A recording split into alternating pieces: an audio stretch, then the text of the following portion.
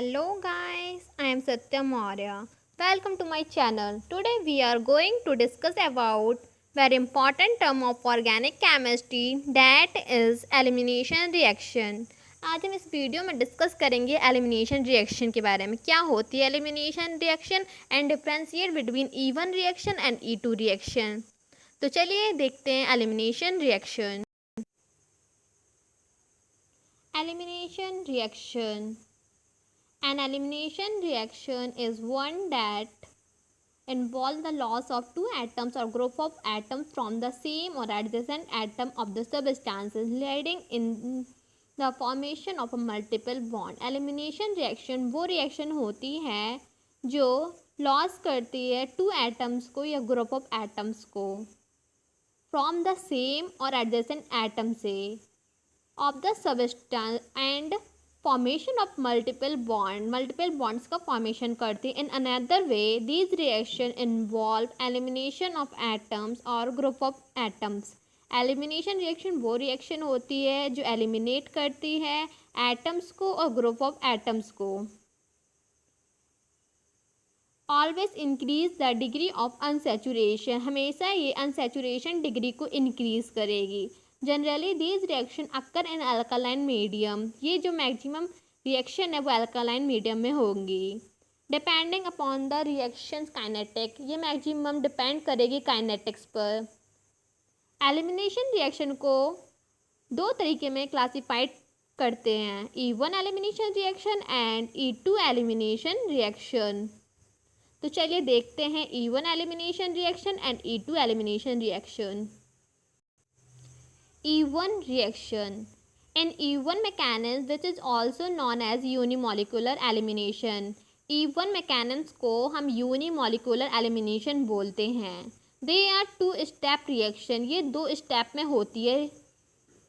पहला आयोनाइजेशन होता है, उसके बाद डीप्रोटोनेशन होता है. Ionisation which simply means there is formation of cation. It means इसमें फॉर्मेशन होगा कार्बोकैटायन का. Deprotonation, a proton is lost by carbocations. जो प्रोटॉन होगा वो लॉस्ट होगा कार्बोकैटायन से.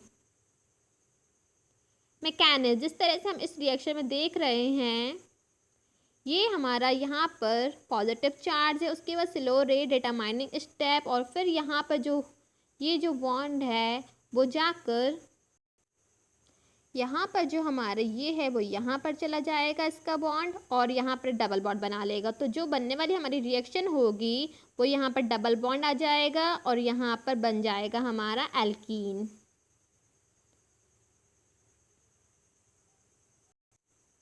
Follow first order kinetic. ये फर्स्ट ऑर्डर काइनेटिक्स को फॉलो करता है. First order kinetic it means ये सिर्फ ओनली कंसंट्रेशन ऑफ सब्सटेंस पे डिपेंड रहता है. Compound should be in weak alkaline medium. जो इसका कंपाउंड होता है वो मैक्सिमम वीक एल्कालाइन मीडियम पे होता है. रिएक्टिविटी अगर ऑर्डर देखा जाए इसकी तो tertiary degree greater than secondary degree greater than primary decree. E2 elimination reaction. And E2 mechanism which refer to bimolecular elimination is basically a single step mechanism. जो हमारा E1 रिएक्शन था वो हमारा यूनिमोलिकुलर था और ये हमारा बायोमोलिकुलर है, और ये हमारा सिंगल स्टेप में होता है, वो हमारा दो स्टेप में हो रहा था. Here the carbon hydrogen and carbon halogen bond mostly break off to form a new double bond. इसमें ये होगा कि कार्बन हाइड्रोजन और कार्बन हैलोजन बॉन्ड है वो ब्रेकअप हो करेगा और न्यू डबल बॉन्ड का फॉर्मेशन करेगा. Compound should be in strong alkaline medium. हमारे E1 रिएक्शन में वीक एल्कालाइन मीडियम पे होता था और ये हमारा होगा स्ट्रॉन्ग एल्कालाइन मीडियम में. मैकेनिज्म, जैसे कि हम इसमें मैकेनिज्म देख सकते हैं. ये हमारे यहाँ पर ट्रांजिशन स्टेट बन रहा और उसके बाद ये हमारा यहाँ पे ये स्ट्रक्चर फॉर्म होगा. Saint-Jacques rule. It states that whenever two alkenes are theoretically possible during a reaction, it is always the more highly substituted alkenes. It means example have a lesser number of hydrogen, जहाँ पर कम hydrogen atom होंगे on the double bond वहाँ पे हमारा double bond होगा जो वो predominate होगा। जिस तरह से हम इस रिएक्शन में देख सकते हैं, ये हमारे यहाँ पर HK3 हैं और यहाँ पर HK2 हैं, तो जो हमारा डबल बॉन्ड का फॉर्मेशन होगा वो कहाँ पर होगा, यहाँ पर, जैसे कि इस रिएक्शन में हुआ है। और यहाँ पर अगर हम इसका अनदर वे में देखें तो यहाँ पर जहाँ पे हमारा H के ज़्यादा मैक्सिमम एटम्स थे तो वो हमारा डबल बॉन्ड का फॉर्मेशन यहाँ पर हुआ है, इसलिए ये ब्यूट 2 इन 80% हमारे लिए है 80% एंड ब्यूट 1 इन only 20%। Note this rule is only applicable, जो सेट जब रूल है वो सिर्फ ET और एलिमिनेशन रिएक्शन के लिए होती है।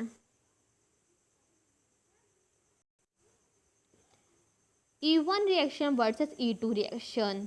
E1 रिएक्शन जो हमारी यूनिमॉलिक्यूलर रिएक्शन है, E2 रिएक्शन जो हमारी बायोमॉलिक्यूलर रिएक्शन है, जैसे कि हमने अभी देखा था, क्योंकि हमारे ओनली सबस्ट्रेट पे डिपेंड करती है और जो हमारी बायोमॉलिक्यूलर रिएक्शन है 2 स्टेप रिएक्शन है। ये पहले आयोनाइजेशन है फिर डीप्रोटोनेशन होता है। इसमें सिंगल स्टेप रिएक्शन है ये हमारी, इसमें कार्बोकैटायन इंटरमीडिएटेड फॉर्म होता है और इसमें हाइड्रोजन को रिमूव होता है बीटा कार्बन से।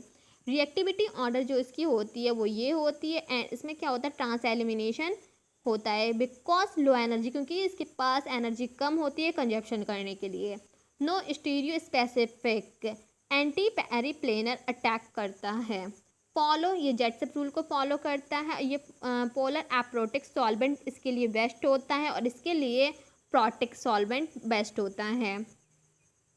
Phenyl group influence elimination because product alkene further stabilized by resonance. Rate of reaction increase when, जैसे जैसे हम substrate increase करेंगे वैसे वैसे हमारा rate of reaction भी बढ़ता जाएगा। Reactivity order tertiary degree greater than secondary degree greater than primary degree. No stereo effect. Rearrangement may take place. Strong nucleophilic influence elimination होता है इसमें। ये हमारा जो होता है फॉलो फर्स्ट ऑर्डर काइनेटिक्स को फॉलो करता है, जो हमारा ये होता है वो सेकंड ऑर्डर काइनेटिक्स को फॉलो करता है। इसमें मॉलिक्यूलरिटी 1 होती है, इसमें मॉलिक्यूलरिटी 2 होती है। आई होप आपको ये वीडियो बहुत पसंद आई होगी, तो लाइक करिए, सब्सक्राइब करिए।